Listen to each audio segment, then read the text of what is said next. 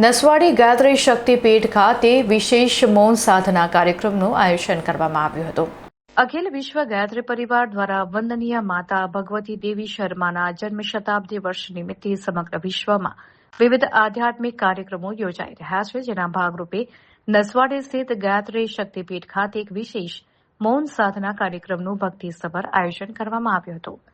આ દિવ્ય સાધના સત્રમાં ગાયત્રી પરિવારના 24 ભાઈઓ 24 બહેનોએ ઉત્સાહપૂર્વક ભાગ લીધો હતો.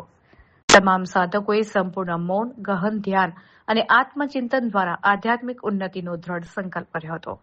આ અવસરે વિશ્વ શાંતિ, માનવ કલ્યાણ અને સમાજમાં સદવિચારોના પ્રચાર માટે સામૂહિક પ્રાર્થના પણ કરવામાં આવી હતી.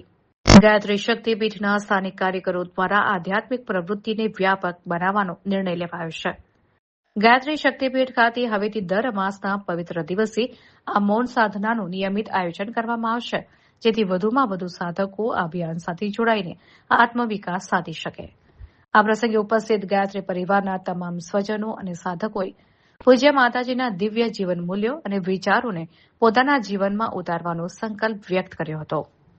આજે અમાસનો દિવસ છે અને ગાયત્રી શક્તિપીઠ નસવાડી ખાતે 2026માં ભગવતી દેવી શર્મા, જેની જન્મ શતાબ્દી વર્ષ અખિલ વિશ્વ ગાયત્રી પરિવાર સમસ્ત વિશ્વમાં ઉજવી રહ્યું છે, એવા સમયમાં વિશેષ સાધનાના રૂપમાં મૌન સાધના અહીંયા શરૂ કરવામાં આવી છે, જેમાં 24 ભાઈઓ અને 24 બહેનોએ ભાગ લીધો છે.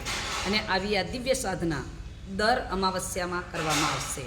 આજથી એની શુભ શરૂઆત કરવામાં આવી છે. આવી સાધનાનો ક્રમ મૌન સત્ર અહીંયા પહેલીવાર થઈ રહ્યું છે. ખૂબ ઉત્સાહ જોવા મળી રહ્યો છે ભાઈઓ અને બહેનોમાં.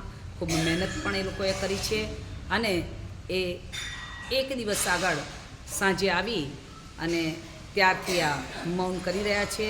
સવારમાં ધ્યાન જપ તપ કર્યા, યજ્ઞ કર્યો, યોગ વ્યાયામ કર્યા અને સાંજે દરેક વ્યક્તિ પોતાની અનુભૂતિ જણાવશે મૌન ખોલ્યા પછી.